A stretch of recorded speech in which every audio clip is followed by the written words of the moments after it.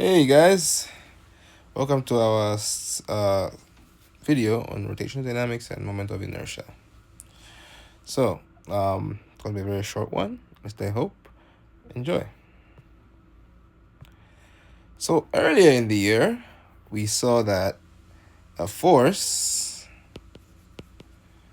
causes acceleration, all right, which gave us a I lost my spelling, but okay, which gave us a law that says force is equal to mass times acceleration, all right, which is our Newton 2 as we know it. Newton 2. What about the rotational analogous? Yeah, our rotational analogous tells us that torque causes angular acceleration, all right, and the Newton 2, which we've discussed before, you've seen in your class and you've seen in your exam, torque is equal to I alpha. Yeah. So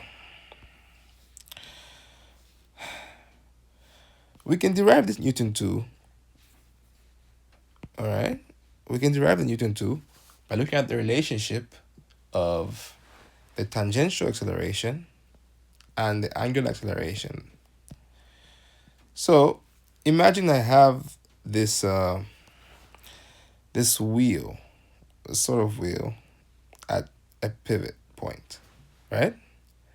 I can derive an expression for torque using the relationship between angular and tangential acceleration. So this one here, I got it from Newton 2, right? I got it from F equals ma, all right? And this is tangential acceleration. And if you remember well, don't remember, I recommend you watch rotational motion part 1. We know that our tangential acceleration is equal to our angular acceleration times the radius. All right.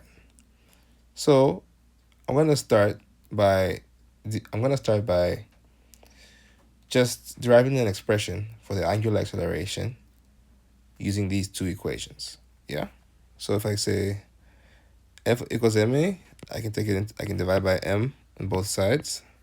The m's will cancel. I get at equals f of m. Now I know here I have at equals alpha times r. I know here I have at equals fm. Right? So I can equate both equations and say alpha times r. I can plug in both equations rather, equals f over m. Right? I can divide both sides by r, or if you want, multiply by 1 over r, if you like. This is more clear for me. Oops. I can multiply this by 1 over r as well. Cancel, cancel. And my alpha is going to be equal to f over mr. All right? So, now how will we get an expression for torque? Well, you know that our torque magnitude is going to be equal to r times f, right? I can divide r by r, and I get f going to be equal to, I get angular acceleration, sorry. So I get, I'm rushing. I get torque, what do I get?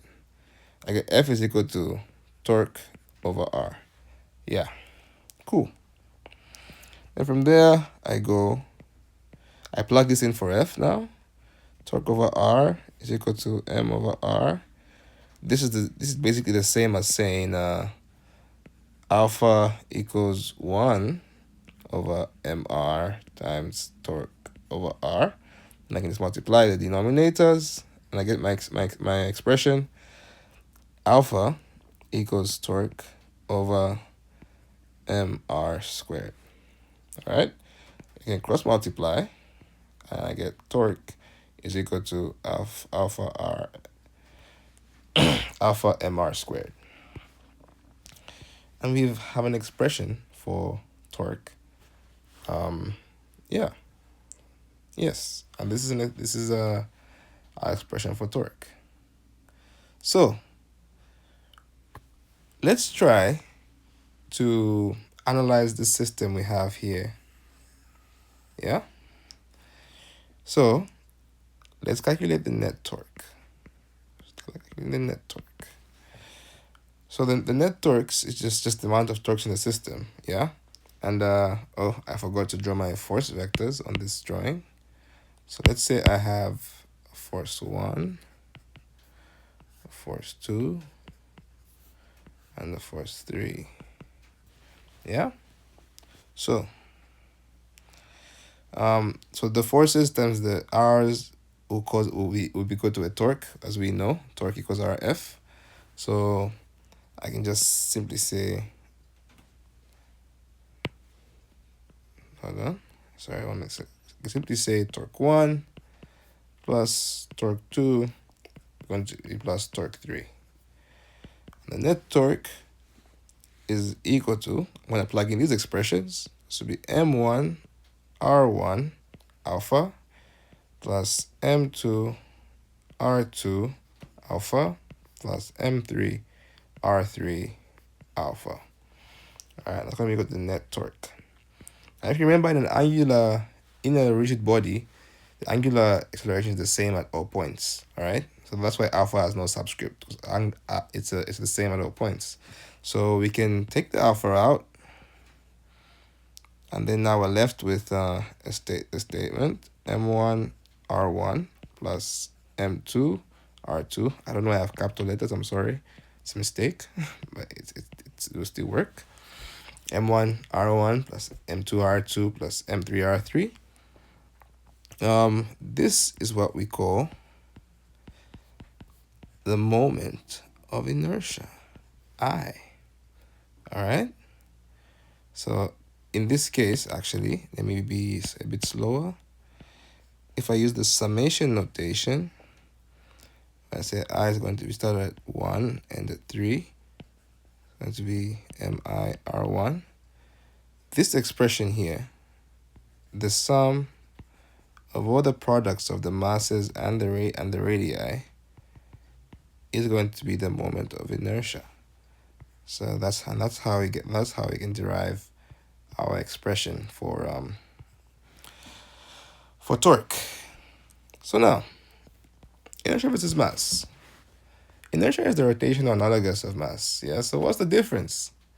Well, that difference is shown in our particle versus rigid body explanation. All right. So if you remember what our particle looks like, we mostly use particles when analyzing linear motion. We use particles, and these particles just have a mass. All right. So this is like the linear version versus a rotational version. But a rigid body has more than just a mass. It has a shape, right? So this is a bike wheel. I'm drawing a bike wheel right here. It has a shape. So, hold on. Our moment of inertia, so our mass assumes the same amount of mass, like the mass is equally spread on all areas. And with our shape, sorry, let me rephrase that. For a point mass, we think all the mass is just at this point. All right, there's no concern as to how the mass is spread. We just think this is the mass 20 kg, and this is really just a point that's mass 20 kg, if we'd say so. So our mass is equal to 20 kg, so to say. But with our rigid bodies, there's a bit more to think about. Well, not that much more, but the main thing is that we care how the mass is spread out. All right. So if we have our inertia, it's going to be equal to some constant k times mr squared. R here is the radius from the center to the edge. All right. So this R goes from the middle of the circle to the edge of the circle, or of the shape rather. All right, and that's my R. So because of this factor, objects that have a, let's say, a 20 kg mass, let's say I have a 20 kg mass, and a large r, a large radius, will have a larger moment of inertia. But objects with a 20 kg mass and a small r will have a smaller moment of inertia. So, yeah, let's look at this example really quick. All right. So if I have a solid, this solid is 50 kgs, right? And I have a cylinder, it's 50 kgs. And let's assume they both have the same radius, all right? Both have equal radius, right? Which one has a larger moment of inertia? All right, let's think. Well, if you look at our solid, right, it's 50 kg. So we have, if we look at all our particles, let's say I'm just gonna say I is gonna be with some constant times m i r i, right? I guess just a sum of that. Ooh, let me do this nicely. m-i-r-i, yeah, just times some constant, and then I won't put it there for simplicity, or I'll just put it there. Actually, I'm sorry, I'm undecided. All right, it's a constant k. Don't worry about k, just think about mi and ri. All right, so at this point here, let's say if I say let's try to look at I equals 1, I equals, I don't know, let's say 25, and I equals 50, right? So if I have, so I'm going to look at those three mass particles, yeah? So if mass 1 is going to be 50, but I'm at r equals 1. Actually, sorry, my mistake.